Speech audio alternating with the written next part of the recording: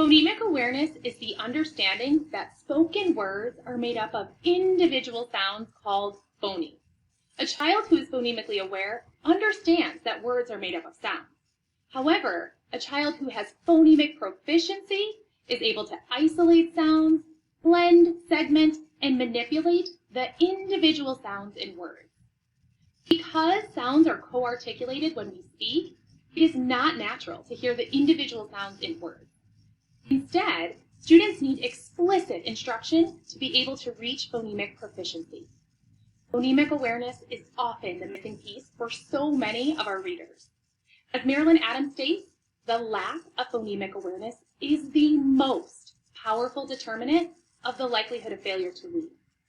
It is important for students to understand that the words we hear when we speak are made up of individual sounds, and we can blend, segment, and manipulate those sounds. Children with this understanding will be able to transfer it to print, helping them read and spell more words.